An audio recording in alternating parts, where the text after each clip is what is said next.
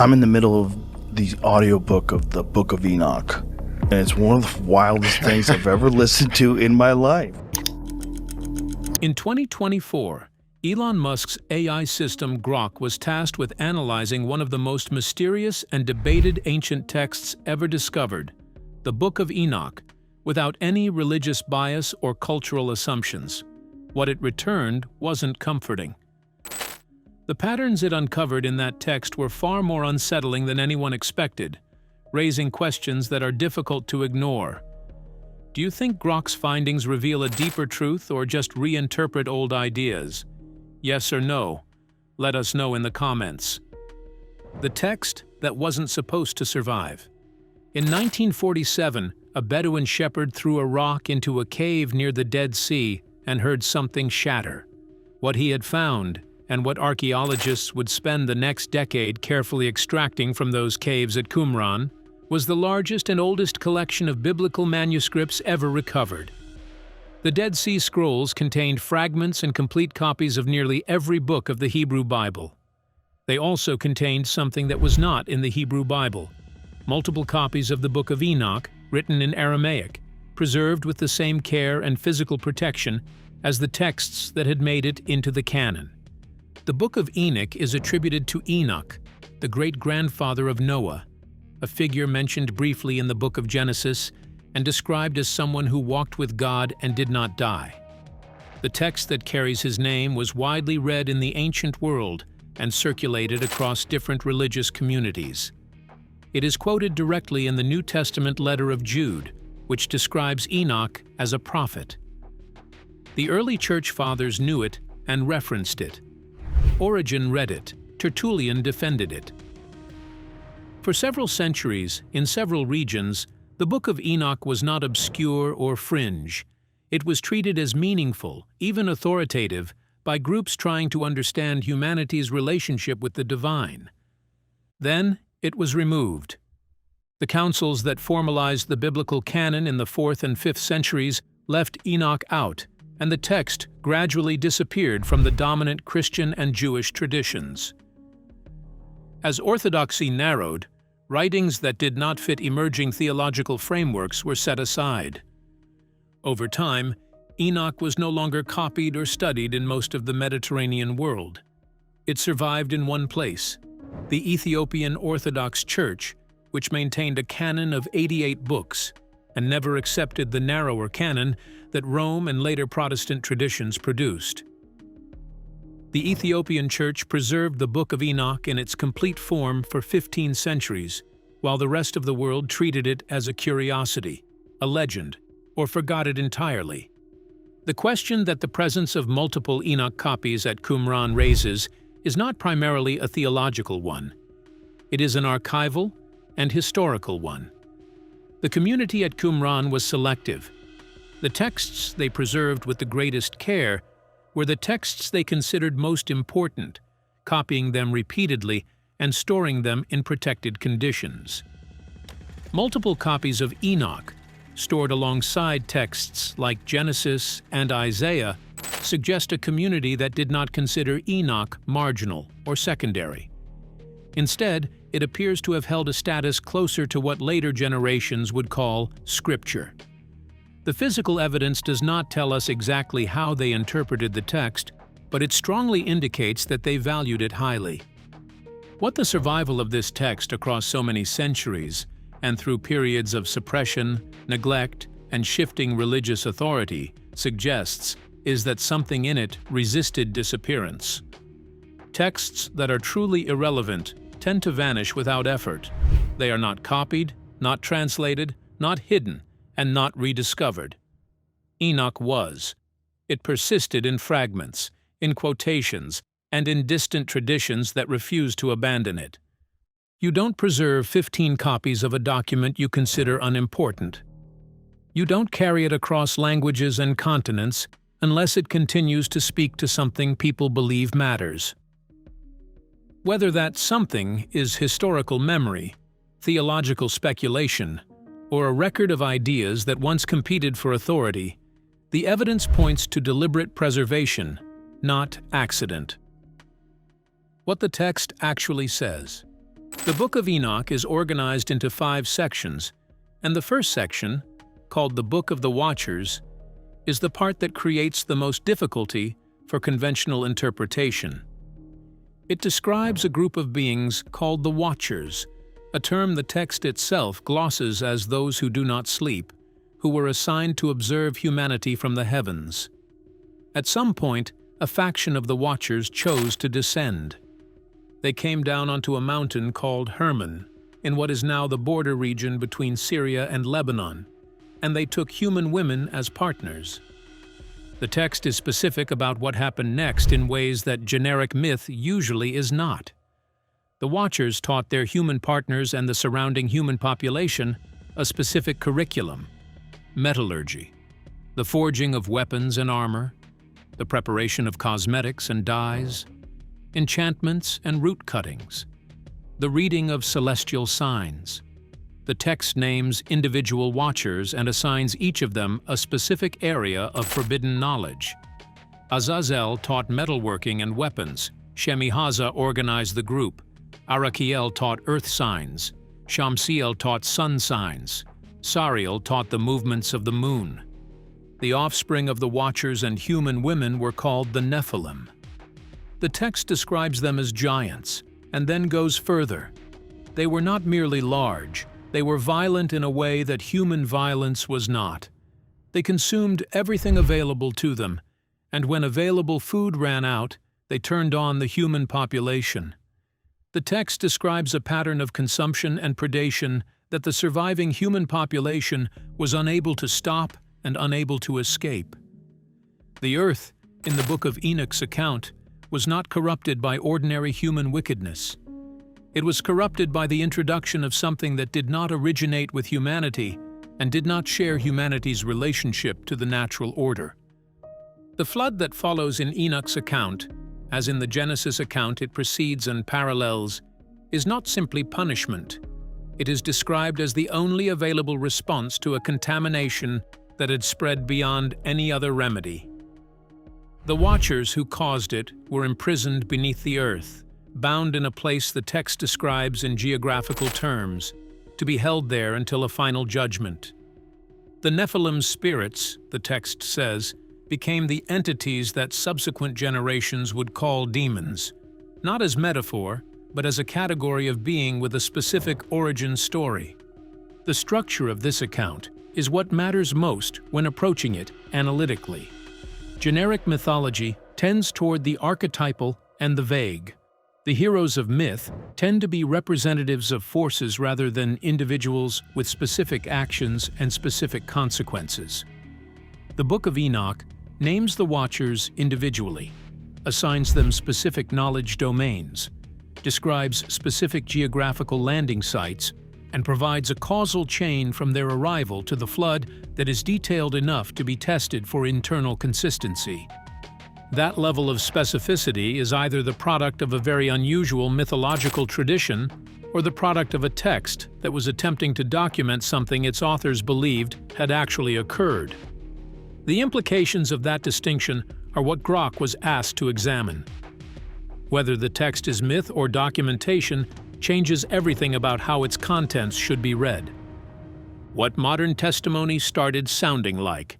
In July 2023, a man named David Grush sat before the House Oversight Committee's National Security Subcommittee and said, under oath and penalty of perjury, that the United States government had been in possession of non-human craft for decades. He said the retrieval programs were real, that they had been actively concealed from congressional oversight, and that he had been retaliated against for attempting to report what he knew through official channels. He was not a fringe figure. He was a decorated Air Force veteran and former intelligence officer who had worked on the UAP task force. He was testifying in the United States Congress. He was not alone. Ryan Graves, a former Navy pilot, described encounters with objects that performed maneuvers his aircraft physically could not. David Fravor, another Navy pilot, described the Tic Tac incident in detail.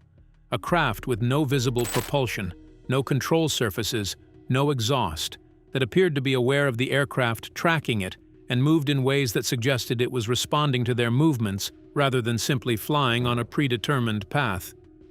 These were not anonymous sources. These were people with security clearances and professional reputations testifying to experiences they had documented at the time of occurrence.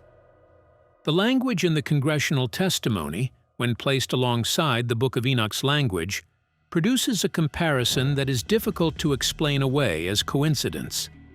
The Watchers, in Enoch's text, are described as beings who came from above, who possessed knowledge that humans did not have, who were aware of human movements in ways that implied a perceptual capacity that did not depend on normal human sensory channels, and whose presence caused disruption that the human population could neither understand nor address through normal means.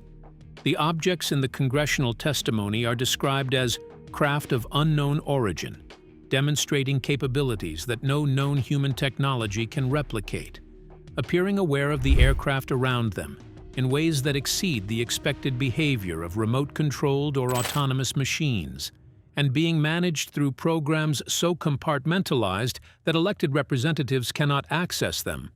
The comparison does not prove that the Watchers were UAP pilots or that UAP pilots are Watchers.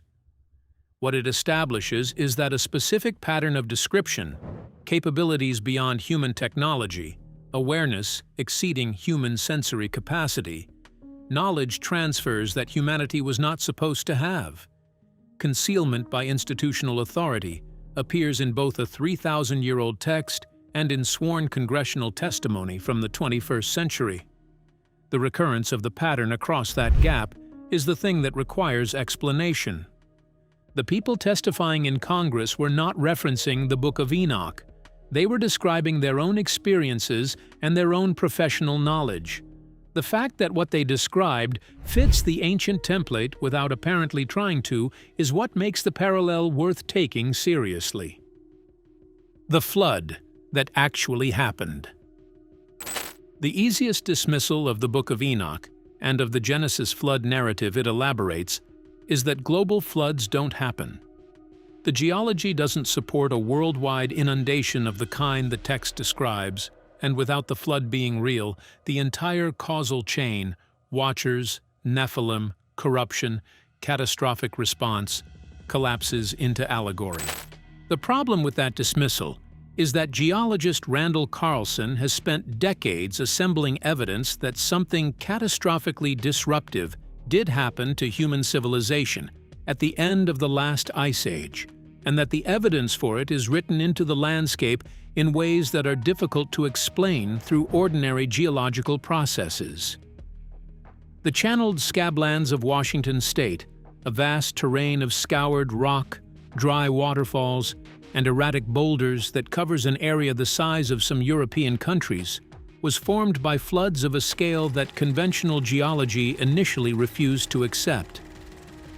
J. Harlan Bretz, who first proposed the catastrophic flood hypothesis in the 1920s, was dismissed for decades before the evidence became too substantial to continue ignoring. He was eventually vindicated, and the scientific consensus now accepts that the scablands were carved by catastrophic flooding at the end of the last glacial period. The Younger Dryas impact hypothesis goes further. It proposes that a fragmented comet or asteroid struck the North American ice sheet approximately 12,800 years ago, triggering a rapid cooling event, catastrophic flooding as the ice sheet partially melted and collapsed, and the extinction of the Pleistocene megafauna that had populated North America until that point.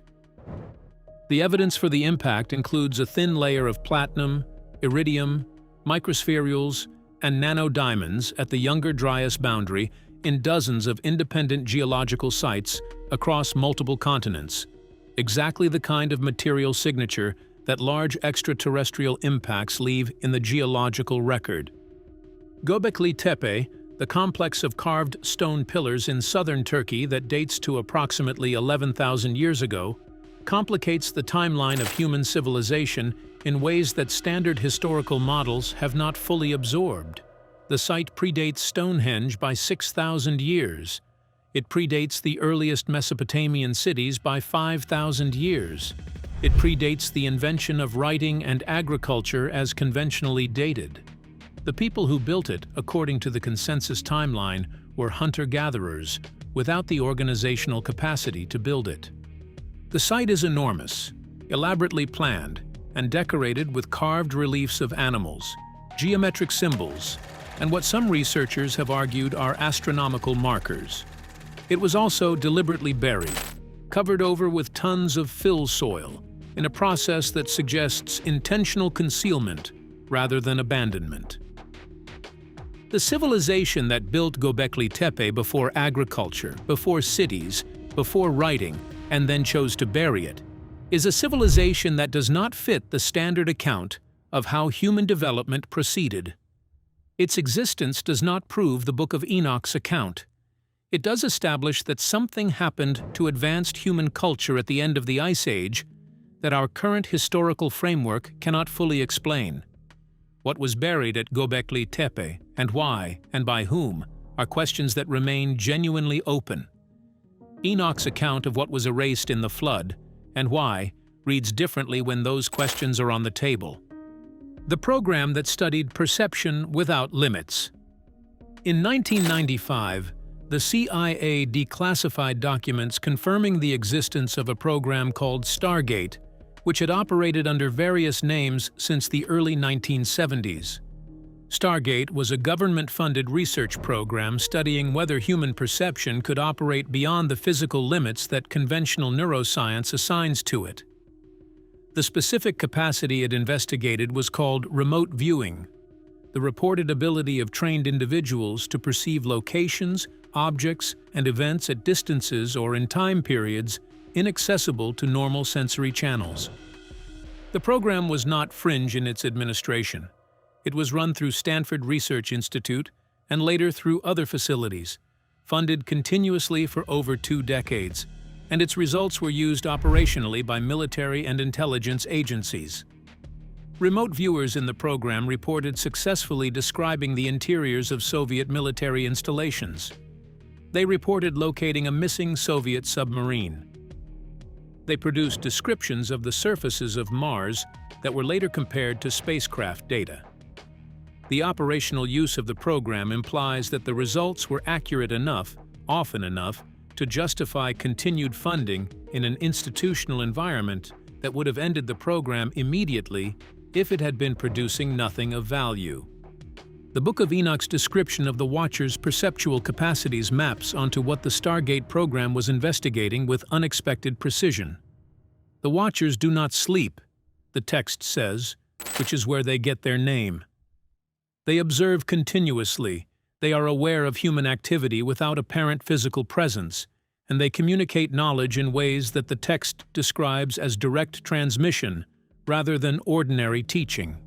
Whether that describes a mode of perception that human beings can access in trained conditions, or a mode of perception that belongs to a category of being that does not share human biological limitations, the functional description is the same: awareness that does not depend on physical proximity and does not require normal sensory channels.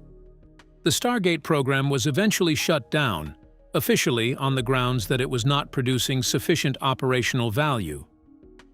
The documents released in 1995 did not include the program's most sensitive operational results.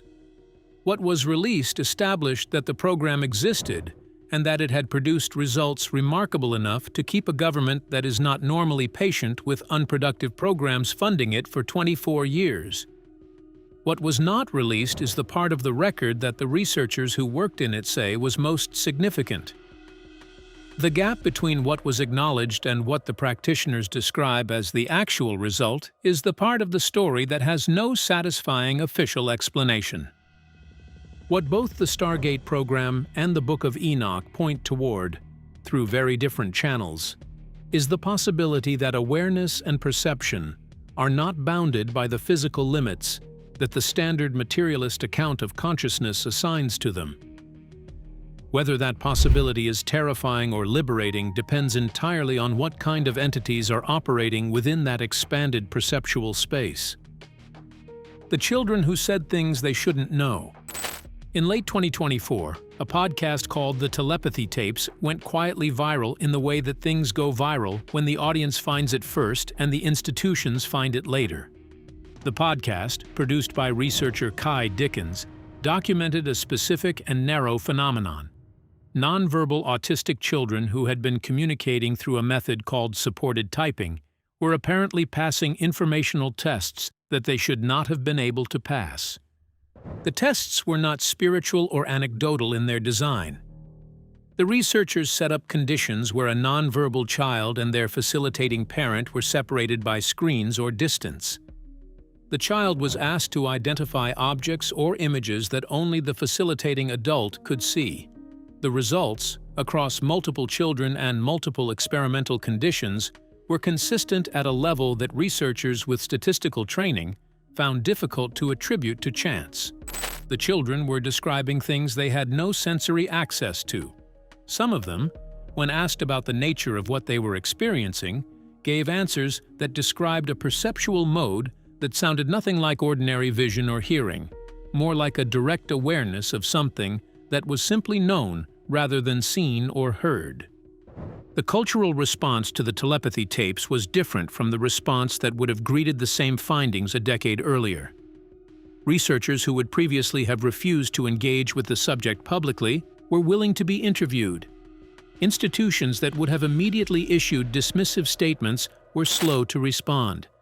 The Overton window on the question of what human or any consciousness is capable of had moved, and the congressional UAP hearings were part of what had moved it.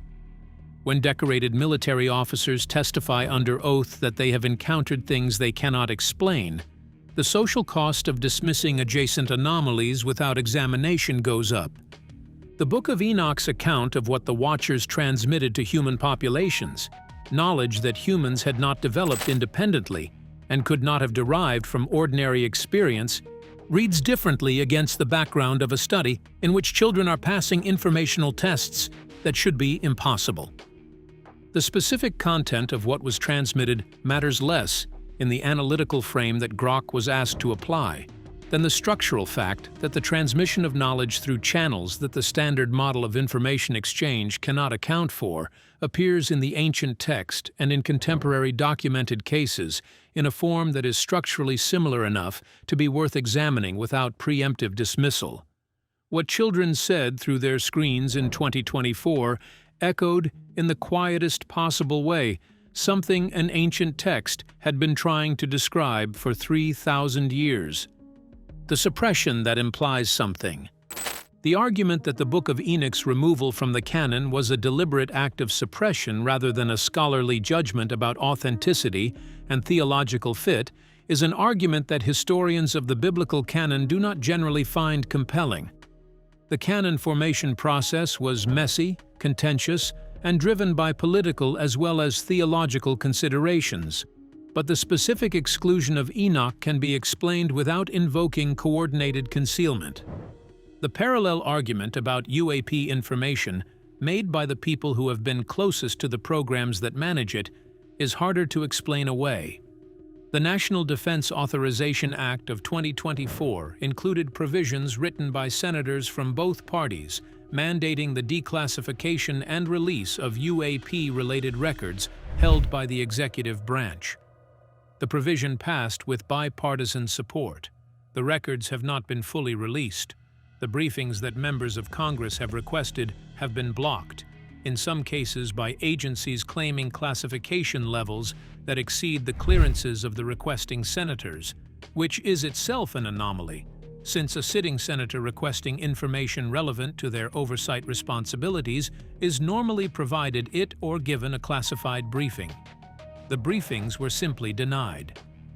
David Grush, after his congressional testimony, described the retaliation he had experienced for attempting to report through official channels.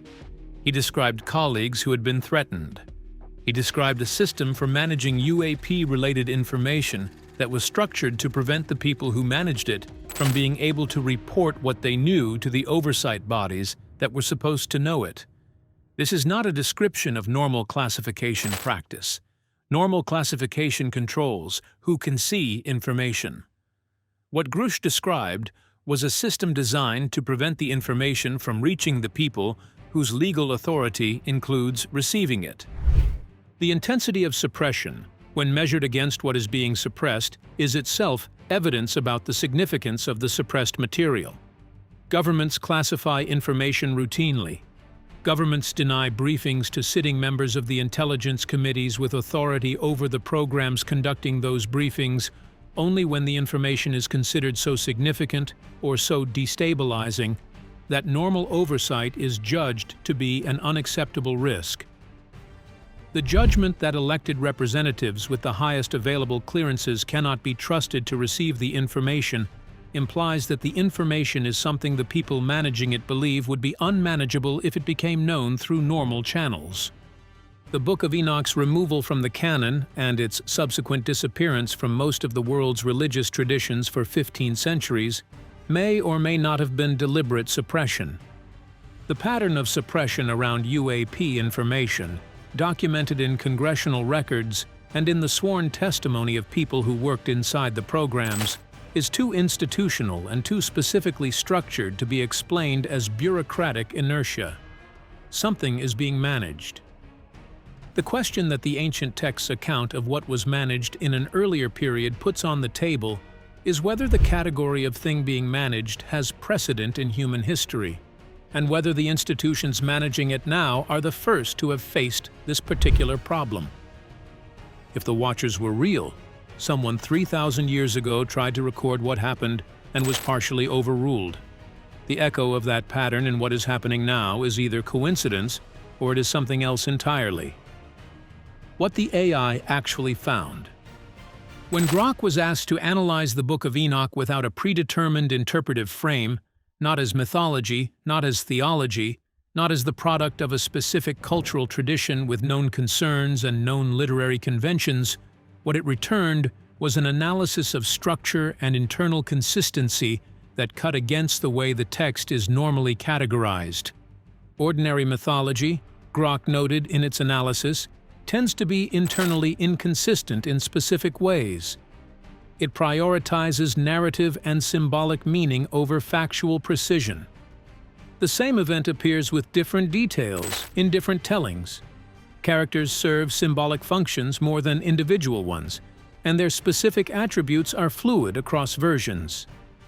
The text shows the marks of its transmission, the places where oral tradition smoothed over inconsistencies, the places where theological editing shaped the narrative toward a preferred conclusion, the places where the story is clearly doing symbolic work rather than descriptive work.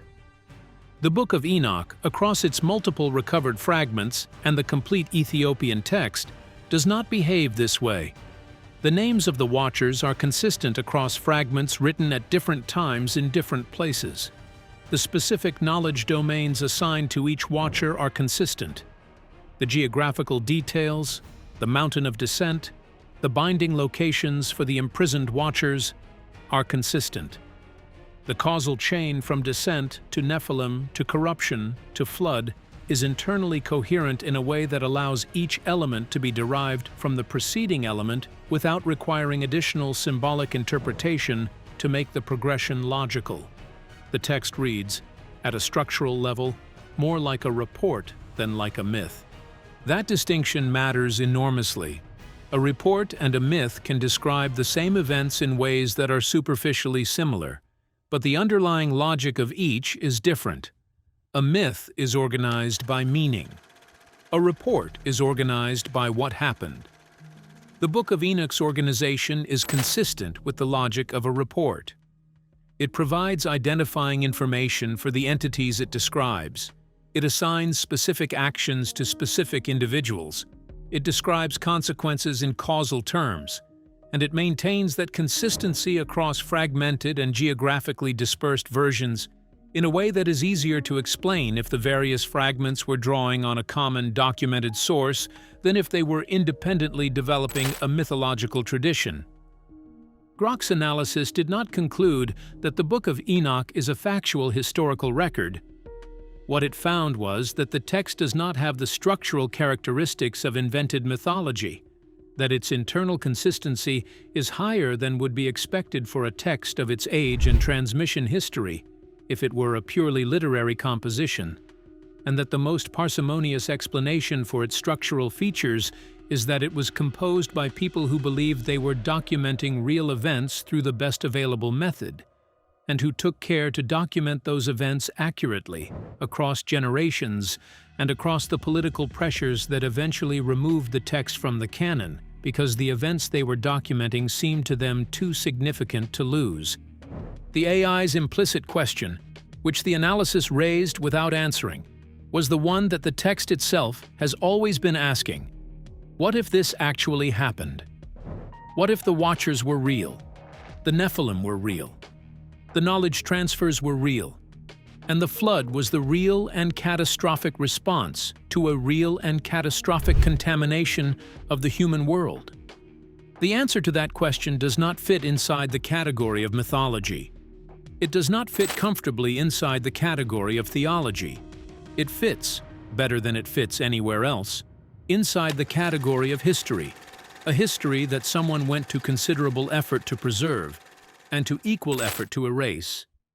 The AI found the fingerprints of documentation in a text that the institutions of human culture have been categorizing as myth for 2,000 years. What those fingerprints point to is the part that no AI and no human analyst has yet been able to answer with confidence. The Book of Enoch was hidden in a cave, preserved in a church, excluded from a canon, and finally analyzed by an AI with no stake in any of those outcomes. What the AI found was a text that behaves less like mythology and more like a record of something its authors believed had happened and believed mattered enough to preserve against every pressure toward forgetting. Whether that record describes our history or someone else's intervention in it is the question that congressional hearings, geological evidence, and a 3,000-year-old text are all, from different directions, circling. Subscribe so you never miss the next one.